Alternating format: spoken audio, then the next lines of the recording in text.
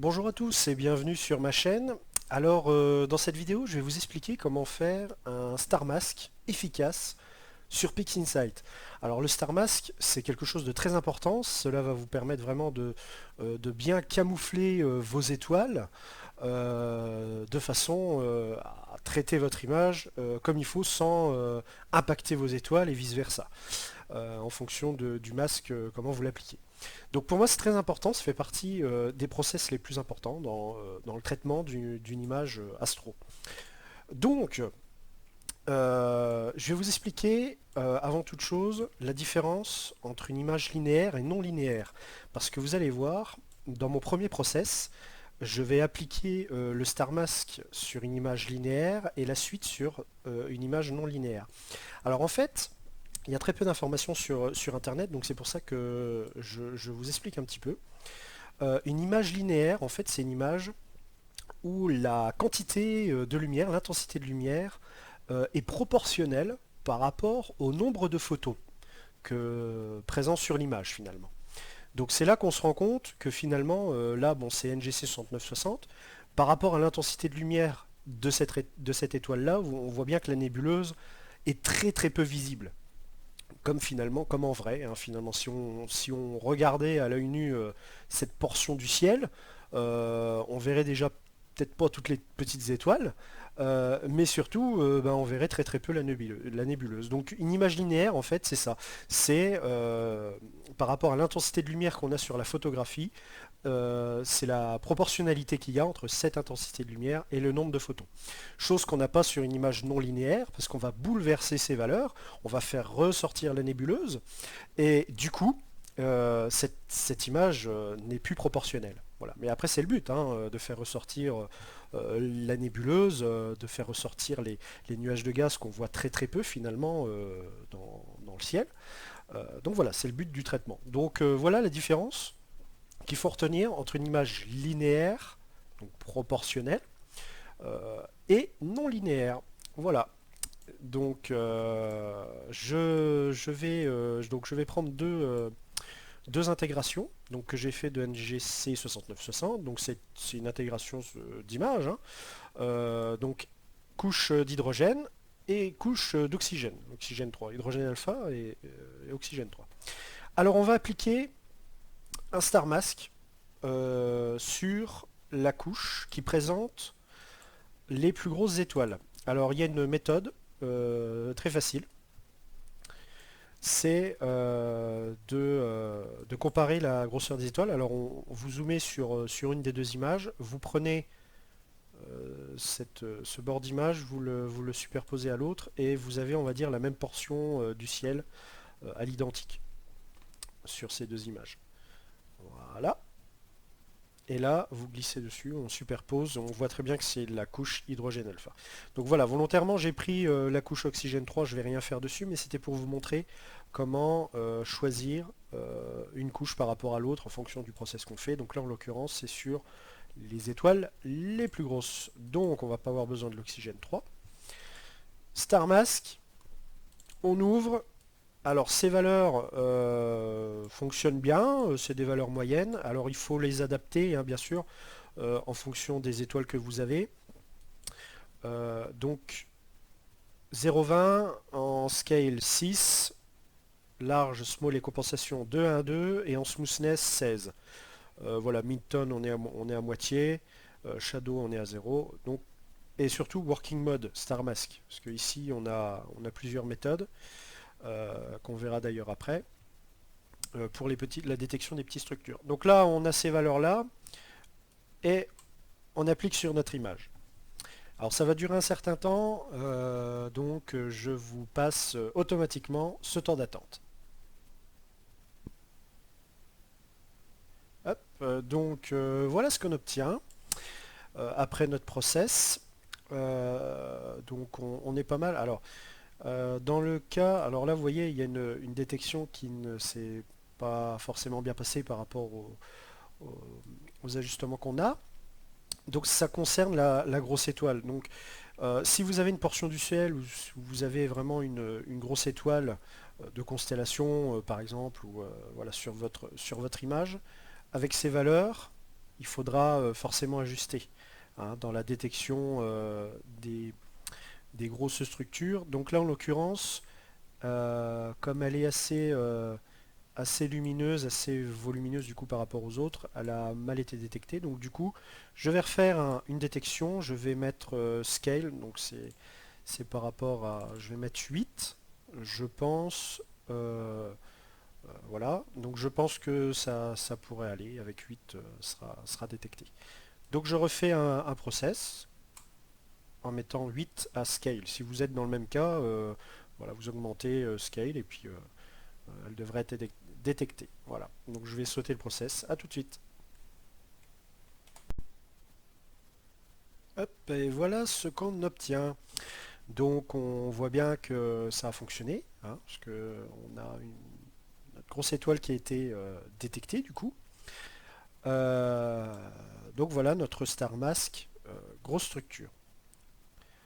Donc on met ça de côté. Voilà.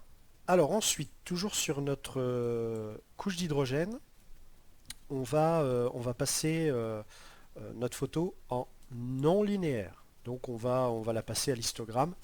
Alors là, je vais pas vous faire les courbes, mais je vais vous montrer les deux process. Alors moi, ce que je fais, c'est que je passe un auto-histogramme en premier lieu, donc avec ses valeurs. Voilà. Et une fois que je suis dans cette configuration-là, je vais passer un histogram transformation. Donc ici, le petit rond Real Time Preview, je vais cliquer dessus pour voir en temps réel ce que je vais faire à mon image. Et du coup, je vais transformer mon image, enfin du moins l'histogramme de mon image. Voilà, donc on va la passer en non linéaire. Voilà, donc on reste comme ça. De toute façon, bon, là je ne fais pas un traitement très précis, hein. Là c'est vraiment pour vous montrer comment on fait. Donc là bon c'est le preview, c'est normal. Voilà, j'ai pas supprimé les bandes noires, mais ça fera peut-être l'objet d'une autre vidéo. C'est pas très important pour le moment. Donc voilà, là notre image est en non linéaire. Voilà. Donc comme vous le voyez sur l'image, et ben là la nébuleuse, au niveau de la lumière, on voit que elle est identique aux étoiles, alors qu'en réalité ce n'est pas le cas finalement. Donc c'est pour bien comprendre la différence de proportionnalité qu'il y a entre l'intensité de lumière qu'on a sur la photo et les photons qu'on a en réalité. Voilà. Donc ce que j'expliquais au départ. Bref, on a notre image en non linéaire, je vous ai montré comment on faisait, et maintenant on va passer à la détection de petites structures. Donc on va dupliquer notre image parce qu'on va interagir sur celle-ci. C'est-à-dire qu'on va faire des process sur celle-ci de façon à faire une détection de petites structures. Donc du coup après celle-là on la supprimera. C'est pour ça qu'on duplique, on fait ça sur un clone. Alors on va passer un HDR Multicale Transform avec ses valeurs. 5, un number of layers, nombre d'itérations 1 et B3 spline, ça c'est ce qui est d'origine. Pas de deringing, voilà, on applique ça. Ça va assez vite finalement. Alors on en applique un, alors vous voyez un peu la différence, donc avant et après. Donc on a toutes les petites structures qui sont un peu plus délimitées. Moi ce que je fais, j'en applique un deuxième, il y en a beaucoup qui le font d'ailleurs. Donc on refait la même chose mais en 3, en number of layers. Donc on met 3 et on applique. Donc ça va encore renforcer le process. Voilà. Donc là on voit l'image est vraiment très très moche, hein, mais c'est vraiment pour délimiter toutes les petites structures. Donc là on va faire un lissage parce qu'il est nécessaire de justement lisser notre image de tout ce qui n'a rien à voir avec les petites structures, hein, et qui risque d'être détecté.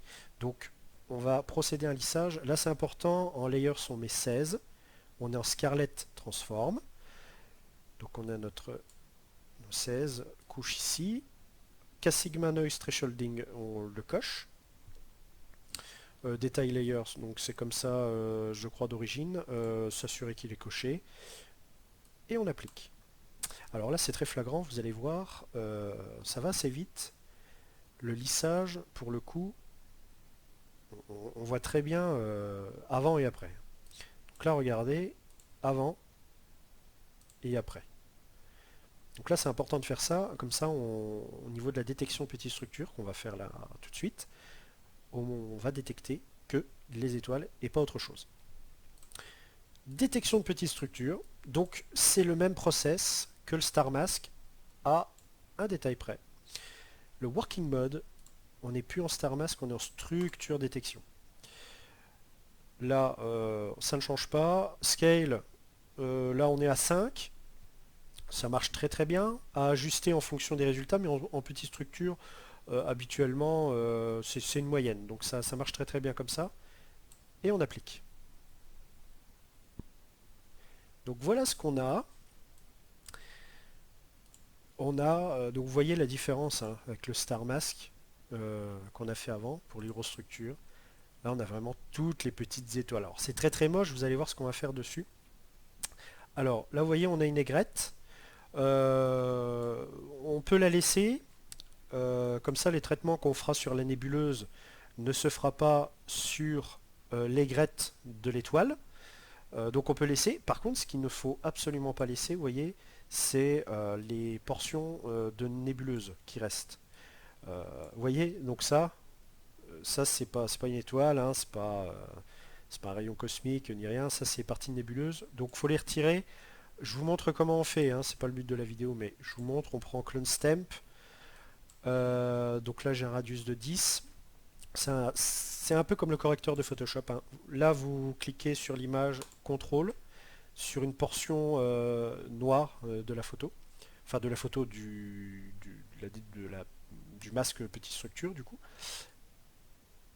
et vous allez pouvoir effacer tout ce qui n'a rien à voir avec des étoiles. Voilà. Donc après il faut comparer avec la photo d'origine pour, pour être sûr de rien oublier, mais bon, après si vous avez un tout petit truc qui dépasse, ici par exemple, si c'est pas traité avec le reste de l'image, franchement ça va peut-être pas forcément se voir, hein. Mais tout ce que vous pouvez voir avant, et bah faites-le. Au moins ça ne se verra pas, ce sera pas pris en compte sur le traitement. euh, Enfin, ce sera pris en compte sur le traitement du coup, parce qu'ils n'apparaissent pas sur le masque. Voilà, donc voilà comment on fait. Les aigrettes, je les laisse.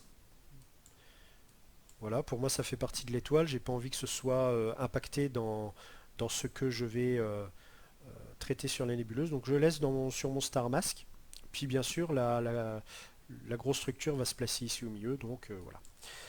On valide, surtout, les modifications qu'on vient de faire. Et voilà, c'est bon.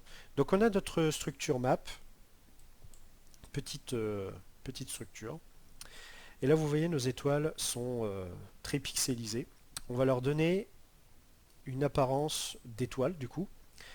Donc voilà, donc ce qu'on va faire, c'est qu'on va faire Morphological Transformation à notre petite structure avec ses valeurs. Amount 0,30. Donc on va ajouter autour de notre structure des pixels correspondant à 0,30. Donc qui peut être assimilé à 30% du coup, hein. Plus on va augmenter cette valeur, plus nos étoiles vont se voir rajouter des pixels autour. Vous allez voir, on va appliquer. Donc voilà, on a cette situation-là. Et tout de suite après, on va faire une convolution. Et c'est avec la dilatation qu'on vient de faire, donc avec ces valeurs, hein, 2, 2, 1, on va pouvoir donner un aspect vraiment très réaliste, voilà, à nos étoiles. Donc d'une détection de petites structures très pixelisées, hein, ce qui est complètement voulu avec le HDR Multicast Transform, avec tous nos process, on arrive à obtenir nos étoiles de petites structures. Voilà. Et c'est à s'y méprendre, hein. Vraiment, on a l'impression que c'est une photo du ciel, hein, vous verrez. Donc voilà notre structure map, détection de petites structures. On réduit en icône, voilà, comme ceci.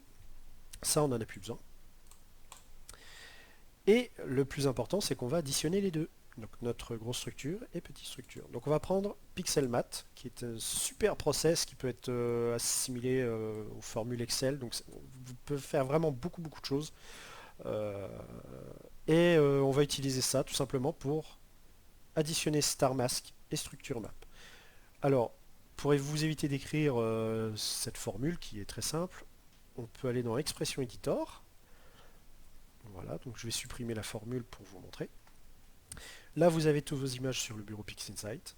On veut Star Mask, on met plus, Structure Map, on tape OK, le petit carré, et on va additionner les deux pour créer notre masque d'étoiles final, petite et grosse structure. Et voilà ce que ça donne. Et on peut vérifier. On va prendre notre image et on va l'appliquer en masque. Et vous voyez que toutes les étoiles, y compris la grosse, qu'on a fait la modification tout à l'heure, toutes les petites structures sont bien détectées. Et voilà, un super masque d'étoiles pour faire de bons traitements par la suite. J'espère que cette vidéo vous a plu, n'hésitez pas à la liker si vous l'avez aimé, à vous abonner, et je vous dis à très bientôt.